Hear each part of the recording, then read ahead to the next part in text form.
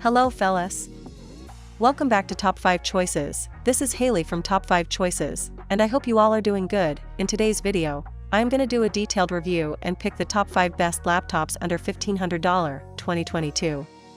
After doing proper researches, we came to the conclusion that meets the best in terms of overall. Kindly leave a like if you find this helpful, and I'd appreciate if you subscribe to my channel and turn on post notifications if you haven't. We will be also providing affiliates link to purchase from Amazon. Kindly use it for best offers and purchase from anywhere in the world.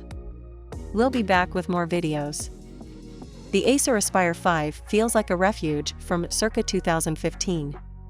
The slightly dated design is notable chiefly for big, fat bezels top and bottom of the 14-inch display. That said, slim side bezels at least ensure fairly compact overall proportions. At 1.7 kilograms and 17 millimeters thick, portability is decent and is aided by the compact 45W power supply.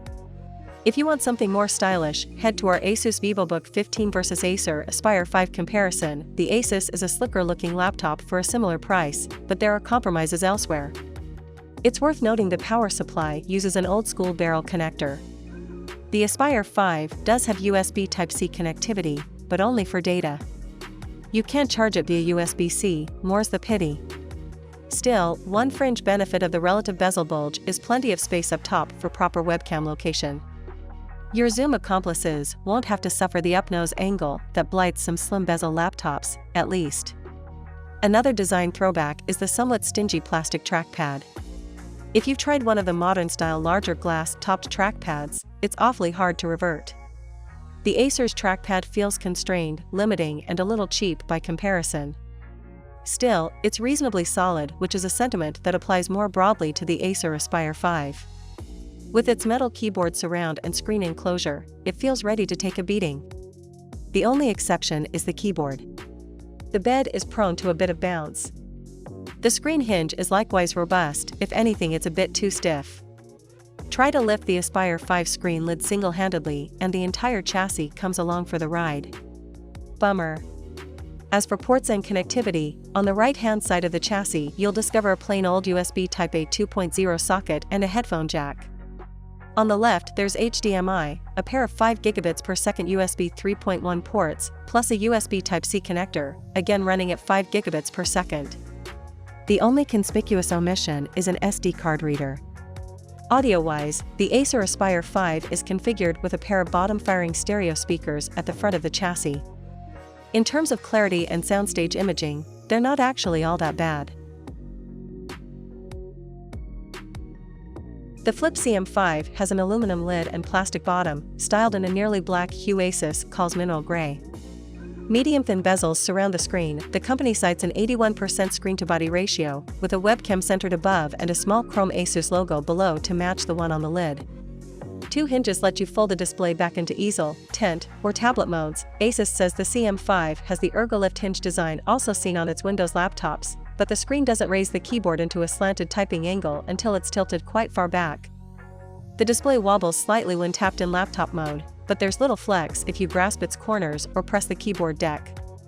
On the left side are a USB 3.2 Type-C port, a USB 3.2 Type-A port, an audio jack, a volume rocker, and the power button. At right are another USB-C port, the HDMI port, and a microSD card slot.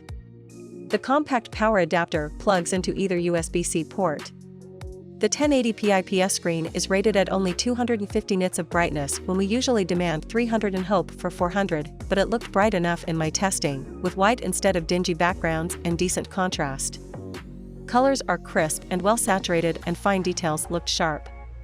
Unlike smaller screened Chromebooks, the Flip CM5 is set by default to its native resolution, but the Settings app lets you choose a lower, looks like, or scaled resolution such as 1280 by 720 if you want larger icons and screen elements. I compared the Asus Chromebook Flip CM5 to two 14-inch convertibles, the above-mentioned HP Chromebook X360 14C and Acer Chromebook Spin 514, which respectively have an Intel Core i3 and the same optimized for Chromebooks AMD Ryzen 5 3500C processor as the Asus. The Surface Laptop has always been a gorgeous piece of hardware, and the Surface Laptop 4 is definitely no exception.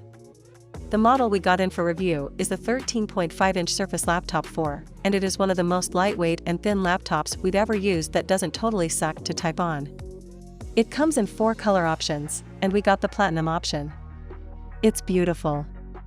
The lid of the Platinum Surface Laptop 4 is, well, platinum colored, with the only marking being a chrome Microsoft logo square in the middle of the laptop.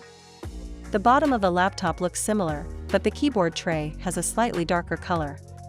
The laptop is just 0.57 inches thick and weighs just 2.79 pounds, 1.3 kilograms, which makes it a breeze to carry around in your bag while commuting around.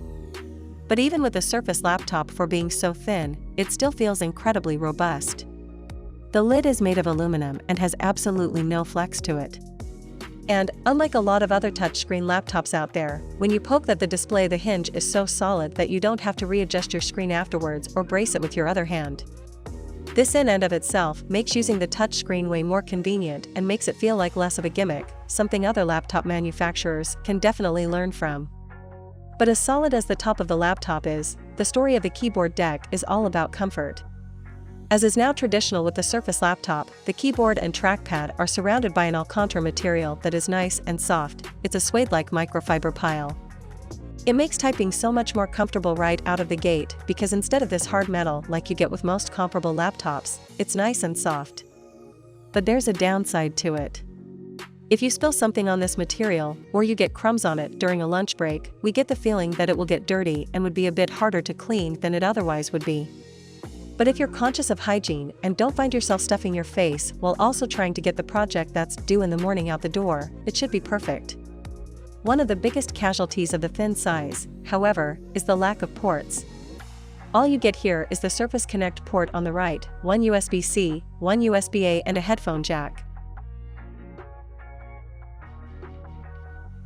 The NBX 360/13's touchscreen display measures 13.3 inches diagonally, a common screen size for ultra-portables. It's available only in Full HD, 920 by 1080 pixel resolution, which I find perfectly adequate for most tasks, though you may occasionally see slightly fuzzy text.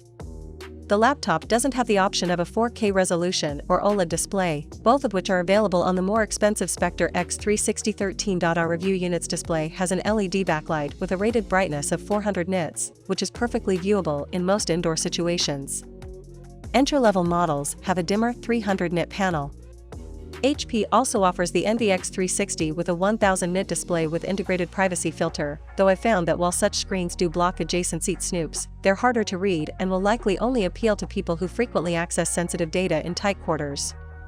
The display extends almost completely to the edges of the laptop, making the bezels extremely thin on the sides.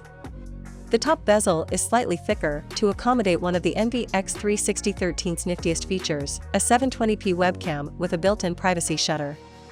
HP uses this automatic shutter on a few of its most recent laptop models, including the otherwise Hulhum ND17, and it's the best solution I've seen yet to addressing the problem of accidentally leaving your camera on. When you're not using the webcam, simply press the key to the right of the power button. You'll hear a faint click and see the white cover snap shut almost instantaneously. This is far better than placing a piece of tape over the webcam, and it's more elegant than a physical slider that requires you to close it manually. The only minor downside is that the mechanism takes up enough space that there's no room for IR sensors to let you log into Windows 10 via face recognition. You can use the fingerprint reader mounted on the keyboard for passwordless logins instead.